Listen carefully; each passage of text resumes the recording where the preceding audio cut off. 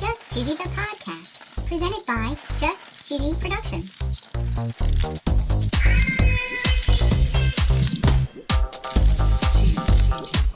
Hi there, I'm your host, Fondue. In this week's episode, in honor of National Cherry Cheesecake Day, we're going to be talking all about cheesecake. We're going to learn about the history of cheesecake. Whoa. We're going to learn about cheeses that can go in cheesecake. Really? We're going to learn about cheesecake around the world. Whoa. And we're going to talk about how a bagel can save you money on taxes. What?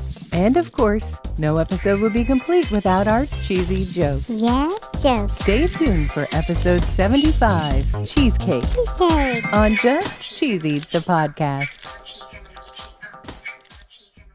According to fergusonplayer.com.au, the history of cheesecake goes all the way back to 776 776. BC.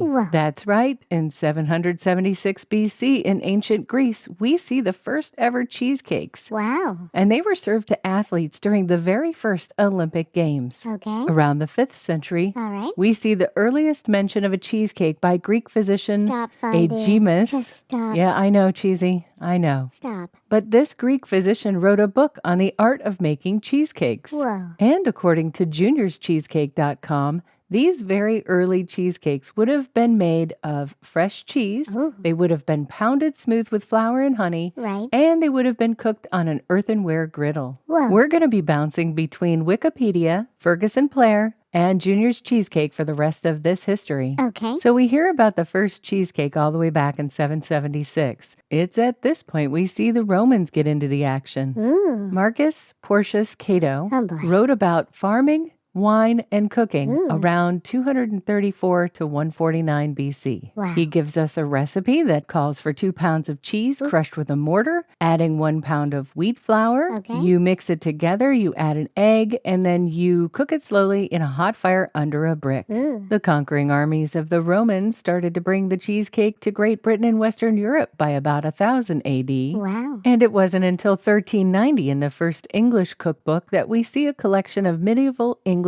recipes. Wow. They talk about cheese tarts containing cheese curd, egg whites, rosewater, elderflowers, tart de brie, egg yolks, and ground ginger. Wow. And they say here for the next 5 centuries, almost every English cookbook contained at least one cheesecake recipe. Holy cow. And because the English loved cheesecake, it wasn't surprising to find cheesecake in the American colonies. Right. By the 1730s, Philadelphia had the Cheesecake House Tavern.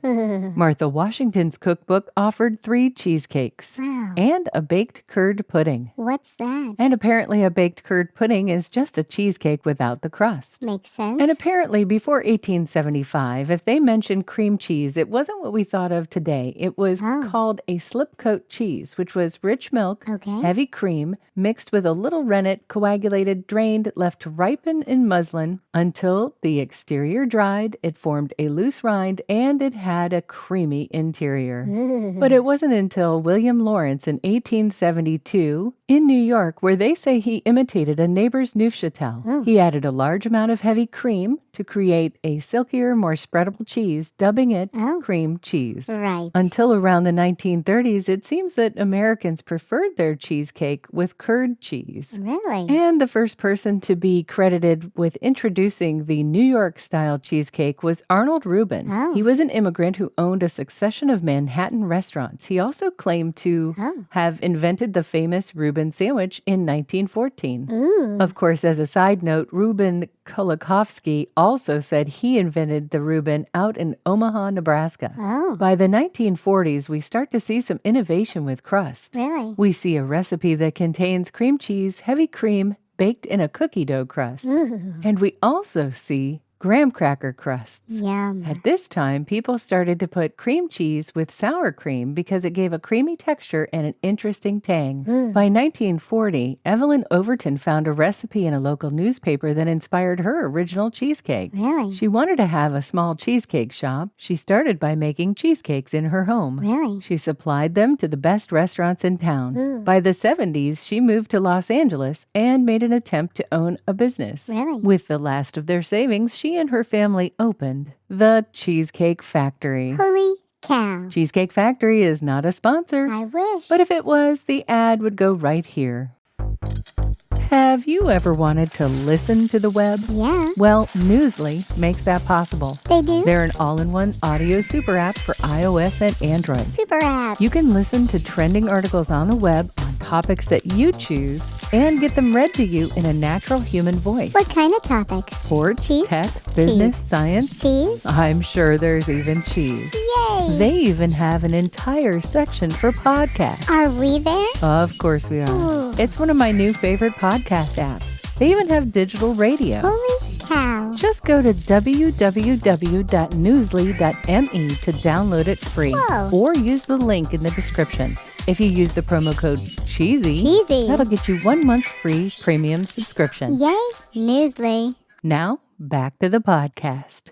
We mentioned Cheesecake Factory, but Yeah. Junior's Cheesecake is pretty famous as well. Really? It was founded in 1950 by Harry Rosen, Okay. and apparently, according to juniorscheesecake.com, Brooklynites and other New Yorkers have come to know this as the home of New York's best cheesecake. Whoa. We talked a little bit about cream cheese, Yeah. Neufchâtel, and sour cream, but Yep. did you know there are also other types of cheese that go into cheesecake? Really? According to cheesecake.com, quark is actually used in Germany and some other European countries. Whoa. And if you recall, quark is a cheese product made by fermenting milk. Yep. It's often likened to cottage cheese, Yeah. but cottage cheese is made with rennet and salt where quark does not have either of those ingredients. Ah, okay. And in some countries like Italy, cheesecake is often made with ricotta. Whoa. And in the United States, Italian-style cheesecake is also known as ricotta pie. Wow. And did you also know that there are a lot of different types of cheesecake? Really? So we talked a little bit about Junior's cheesecake, which is considered New York style. Yeah. It's got cream cheese, egg yolk, eggs, sugar, and heavy cream with a graham cracker base. Yum. According to the article called From New York to Japan, here are 10 types of cheesecakes from around the world by Natalie Koo. Ooh. We learn about some others. Wow. Philadelphia style is supposedly lighter, silkier, and creamier. It specifically uses Philadelphia cream cheese, Yum. and its crust is either graham cracker or digestive biscuit crumbs. Yum. We have Chicago-style cheesecake is firm on the outside, soft and creamy on the inside, and it adds sour cream. Yum. There's a cheesecake in Japan called cotton or souffle cheesecake. Whoa. It uses most of the same ingredients. It has egg whites and yolks that are whipped separately like a chiffon cake. Wow. And of course, the German one I'm going to attempt to butcher is Oh, no. Käsekuchen. Oh, no. This cheesecake is light and fluffy. It uses quark cheese. It's mixed with egg, milk, sugar, and traditionally baked with a dough crust. Yum. Poland has a cheesecake called siernik. It's made with eggs, sugar, twarog, Oh, which boy. is a type of fresh curd cheese. Okay. It's light, grainy, and includes additional fillings like raisins, chocolate, or fruit. Ooh. Spain has one called Basque burnt cheesecake. Ooh. This one has a caramelized crust and it's gooey on the inside. Huh. It's made with San Milan cream cheese, which is saltier than Philadelphia. Okay. It's blended with eggs, sugar, heavy cream, and baked at high temperature. Ooh. Fiadone comes from Corsica. It's actually Italian for the word flan, Okay. and it's more of a flourless cake than a custard. Ooh. We already talked about ricotta, which is the one that's in Italy. Ooh. And we have one from Sweden called Swedish Oh, no. ostkaka.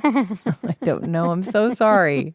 Wow. But it's translated and it means cheesecake. Sure. This one is made with a cottage-style cheese. It combines cream, sugar, eggs, almond, and bitter almond. Yum. It's baked without a crust, and it's usually served with whipped cream and jam. Ooh. It's time for my favorite segment. This week in cheese.